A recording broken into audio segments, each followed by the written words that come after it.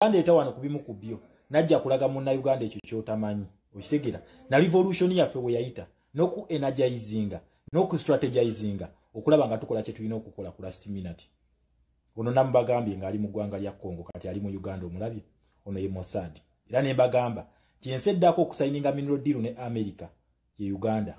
era watuuse mu Uganda ayogedde ku kintu kye Congo kuba bakimanyi nti Museveni yali mu ggwanga lye Congo wabula ate nakulaga nti asinkanya ate ne kampani zo mu America eziri mu Uganda kino kiki abagamba mwetegeke esawa kati tufumule mu China ngawe bakikoze Congo kuba kampani za China ezisinga bazigobye Congo kati yakugamba nti mu meeting ye wamaze okusinkana Museveni ne boogera ku byemirembe asinkanya ne kampani za America eziri mu Uganda okitegeera then number 2 wano tuli Bungereza mu UK Parliament siwe tuli nabagamba nga kalulu kagenda okutuuka Bungereza ino okujja direct mu kalulu ka Uganda lwaki kubanga constitution yentuufu efuga Uganda eri mu Bungereza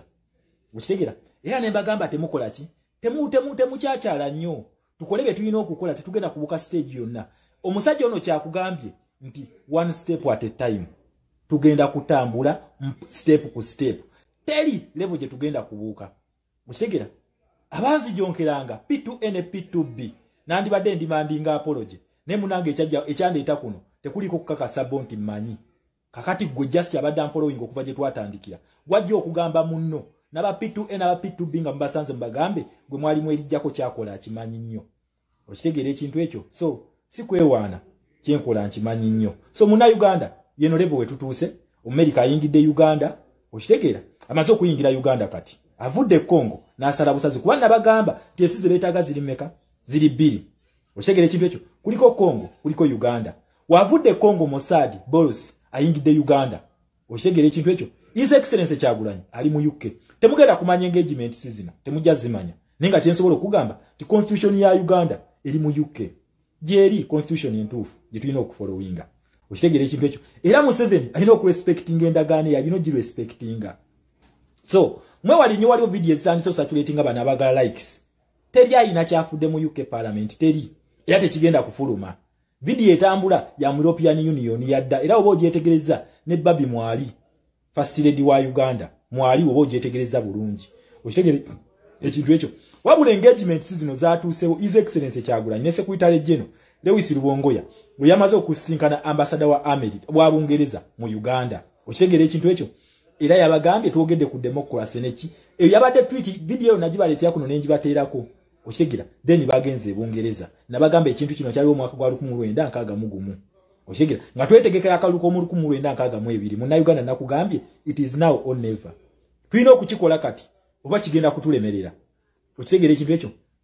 these events are historical zaaliwo zirina okweddamu this is a sign of victory then number 2 twagala kyabazinga wa Busoga twetaaga kyabazinga mukomyewo okitegeera ekintu kino so ebimu ku signs endala ezikulaga nti nno wetulaga weewo Busoga eno naye guddemu akatabanku ekintu kino era kyaliwo ekyaleetera PUPU okujja okwegatta kuki ku Buganda strength ya Uganda however much ntino tulina zino kingdom zenya ezigaba obuyinza mu Uganda nate strength eri wakati wa combination ya Busoga ne Buganda independence we yajjira so lero olaba unity ya Basoga n'Abaganda nga olaba Busoga kingdom ne Buganda kingdom nazo bazitabukidde that is a sign of victory however osobola gira in this guys olwensonga tuli mu fake system ya Museveni ekulaga nti wamanyi naye obwangoze mu historical events this is a sign of victory kati lero olaba Abaganda n'Abasoga fena twekutamu tugamba soko olete kyabazinga Abusoga tumwetaaga ekituuka kabaka nga Abasoga webali eno event yaliwo okitegeera ekintu ekyo so muna Uganda Robert sure we are getting there tugenda kujjako Museveni tugenda kujjako Museveni mu kalulu tugenda kujjako Museveni agenda ku respecting akalulu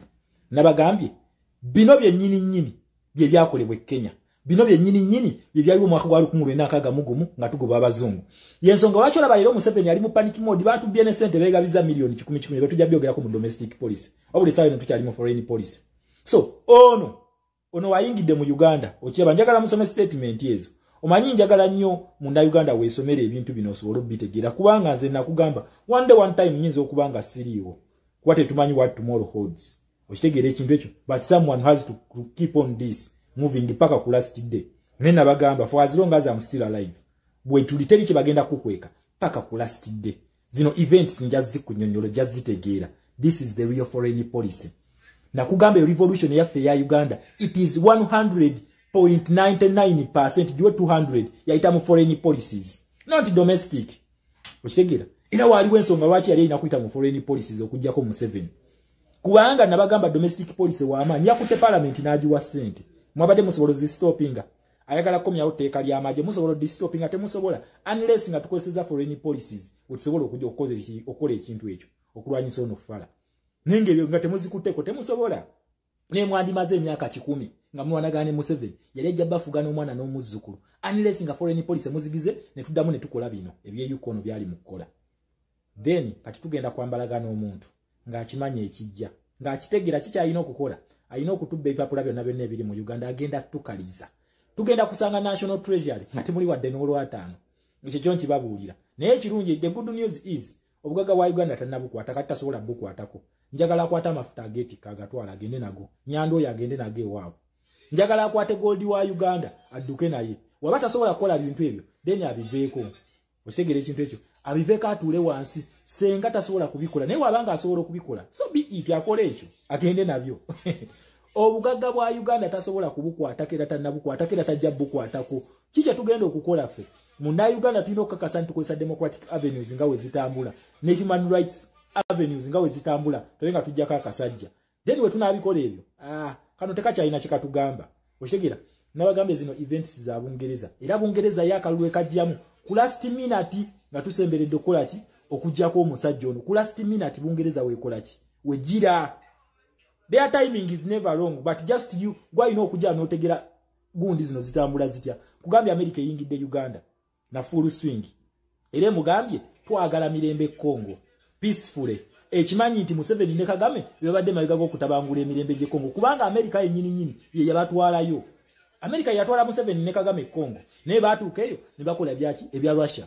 kye bakola then we tujja wano ku kya Bungereza yabalira Museveni pass okujja ku ntebe newe yatuuse yakoze eki yakute Uganda n'agiteeka mu BRICS n'aleeta akabinja kannamu n'aleeta G77+1 buno bona obubinja bulwanyisa Bungereza then lastly yakoze yabadde partner wa BRICS elwanyisa America kakati onaze n'agamba companies za America mwesetting then wano tuli mu UK parliament tutereza ndagaano zino etumala ozitereza soke tujje twambalagane n'akasajja omusajja agamba one step at a time temupa kuka don't panic okitegera ekintu ekyo temuddawo kubeerako na pressure wabula mukole ebintu organize mobilize slow but sure mukakase nti ekintu kyemukwatako kyekyo okituukiriza kuki okituukiriza to the fullest twagala tulumbe Museveni mu kalulu kana like never before tekabeerako mu Uganda nabagambe tubeerako na revolution bweti mu Uganda eno yesoose revolution yasemayo kubeerawo mu Uganda yali yakutwala bazungu okitegera ekintu ekyo yali yakutwala abazungu kati eyokubiri yakusuula nakyemalira from dictatorship to democracy tugenda kukikola tutya nga tugoberera democracy na human rights avenues ze tugenda okugoberera then tugenda kumaliriza in the end we are going to march as victors Museveni tugenda mujjako mu kalulu senga akakwatako tugenda kujjako Museveni nga teri sasirivuze wadde n'erimu nga tewali sasirivuze ekyo nkikubuulira okitegeera ekintu ekyo so muna Uganda todda okayana nawo ki nono dictator okitegeera ekintu ekyo wetumaliriza ffe bannayuganda kye tugenda okukola tugenda kuzimba Uganda empya olw'ensonga nti obugagga bwaffe bonna tukyabulina mu ggwanga okategedde obugagga bwaffe weebuli mu ggwanga ono byali mukubba ali mukubba bipapula ali mu panic mode byonna byakola tujja byogerako mu domestic policy mujja bitegeera eno panic mode yali ebaddewokko so organize mobilize muzimbe eggaali buli agala ekifo kyaffe okwesimbawo ku kadi ya NUP kakasa nti oyina mobilization emala oyina abaana abagenda okukuma polling station tight marking to the fullest okitegeera ekintu ekyo to the fullest mwabeesimbawo mwe beŋŋamba wembanga mwagala genda kukola ssente no you are in the wrong place wrong position soko tukaka ssente oyina amaanyi ku ground then wetunamaliriza wetunagatta efforts tugenda kuzimba Uganda empya ng'oluyimba lwaffe lwakyuse era watuuse mu Uganda ayogedde ku kintu ky'e Congo kuba bakimanyi nti Museveni yali mu ggwanga ly'e Congo wabula ate n'akulaga nti asinkanya ate ne kampani z'omu America eziri mu Uganda kino kiki abagamba mwetegeke essaawa kati tufumule omu China nga bwe bakikoze Congo kuba kampani z'Abachina ezisinga bazigobye Congo kati yakugamba nti mu meeting ye wamaze okusinkana Museveni ne boogera ku by'emirembe asinkanye ne kampani z'Abamerika eziri mu Uganda okitegeera. Then number 2 wano tuli Bungereza mu UK Parliament siwe tuli nabagamba nga akalulu kagenda okutuuka Bungereza ino okujja direct mu kalulu ka Uganda. Lwaki? Kubanga constitution yentuufu efuga Uganda eri mu Bungereza. Okitegeera? Era ne bagamba temukola ki? Temukyachala nnyo. Tukole bye tulina okukola tetugenda kubuka stage yonna. Omusajja ono kyakugambye nti one step at a time. Tugenda kutambula step ku step. Teri level gye tugenda kubuuka. Okitegeera?